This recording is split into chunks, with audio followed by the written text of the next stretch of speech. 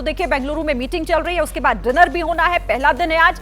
दूसरी तरफ कल दिल्ली में एनडीए की बैठक होने वाली है। खबर यह है कि 38 दल इस मीटिंग में शामिल होने वाले हैं। तो आइए बीजेपी की चुनावी रणनीति क्या है, जरा एक रिपोर्ट के जरिए समझते हैं।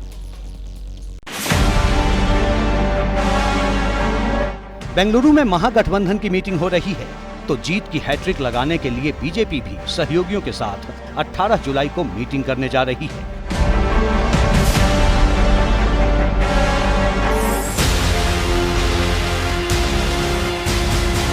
एनडीए की मीटिंग में शामिल होने के लिए नेता दिल्ली पहुंचने लगे हैं।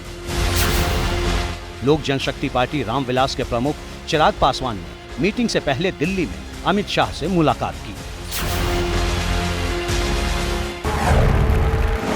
पिछले 9 सालों में एनडीए का जो एक व्याप है वो बढ़ा है, स्कोप भी बढ़ा है। एनडीए के प्रति लोगों का रुझान एक आइडियल अलायंस है। ये अलायंस सत्ता के लिए नहीं है, ये अलायंस सेवा के लिए है। ये अलायंस भारत को मजबूत करने के लिए है और भारत को मजबूती देने के लिए है। नीतीश कुमार के एनडीए से अलग होने के बाद बिहार का सियासी समीकरण 2019 वाला नहीं है, लिहाजा बीजेपी को चिराग पासवान की जरूरत है। बिहार में लोकसभा की 40 सीटें हैं। पिछले चुनाव में नीतीश कुमार और पासवान बीजेपी के साथ थे, तब एनडीए को 39 सीटों पर जीत मिली थी और 1 सीट कांग्रेस के खाते में गई थी। 2020 विधानसभा चुनाव से पहले चिराग की पार्टी एनडीए से अलग हो गई। हालांकि उस चुनाव में चिराग की पार्टी ने कुछ खास कमाल तो नहीं किया, लेकिन हाँ, नीतीश कुमार के उम्मीदवारों को हराने में बहुत अहम भूमिका निभाई थी।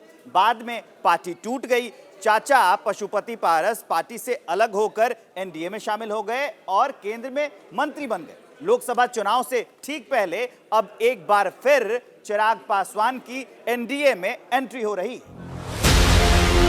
चिराग पासवान के साथ ही बीजेपी ने जीतन राम मांझी को भी साथ ले लिया है। मांझी की भी दलित वोटरों पर अच्छी पकड़ मानी जाती है। ऐसे में चिराग और मांझी के एनडीए में आने से बीजेपी को फायदा होने की उम्मीद है। एबीपी न्यूज के लिए सी वोटर ने जो सर्वे किया है, उसके मुताबिक 50% लोग मानते हैं कि चिराग के साथ आने से बिहार में बीजेपी को फायदा मिलेगा। एनडीए की होने वाली बैठक में बिहार से चिराग पासवान, मांझी के अलावा उपेंद्र कुशवाहा भी शामिल होने वाले हैं। नीतीश से अलग होकर उपेंद्र कुशवाहा ने अपनी नई पार्टी बनाई है। नीतीश जब 2014 में एनडीए का हिस्सा नहीं थे, तब उपेंद्र कुशवाहा एनडीए में थे और एनडीए से ही वो चुनाव जीते और चुनाव जीतने के बाद केंद्र में मंत्री भी बने थे।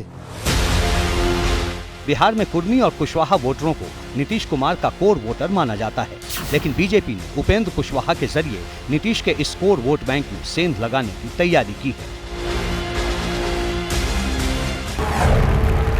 तो हमने तो कहा है कि नरेंद्र मोदी जी का कोई विकल्प 2024 तक तो नहीं है। इतना का अंतर है कि कहीं कोई लड़ाई की स्थिति बनने ही नहीं वाली है। तो ऐसी परिस्थिति में चैलेंज जब नहीं है मोदी जी के समक्ष, तो यह बात तो हम बार बार बोल रहे हैं। बिहार में करीब 6% कुशवाहा वोटर हैं। बीजेपी ने कुशवाहा वोट बैंक के लिए सम्राट चौधरी को प्रदेश अध्यक्ष बनाया, उपेंद्र कुशवाहा को एनडीए में लिया और पिछले दिनों पूर्व केंद्रीय मंत्री नागमणि से भी अमित शाह ने मुलाकात की। बिहार में कुशवाहा करीब 6% है, पासवान 6% और मांझी वोटरों की आबादी करीब 4% है। इन नेताओं को साध कर बीजेपी बिहार में इस 16% वोट बैंक को पक्का कर लेना चाहती है। उधर महाराष्ट्र की बात करें तो पहले शिवसेना और फिर एनसीपी को तोड़कर बीजेपी ने महाराष्ट्र की सियासत में उलटफेर किया है। महाराष्ट्र में लोकसभा की 48 सीटें हैं। 2019 के लोकसभा चुनाव में बीजेपी को 23, शिवसेना को 18, एनसीपी को 4, कांग्रेस को 1 और अन्य को 2 सीटें मिली थी।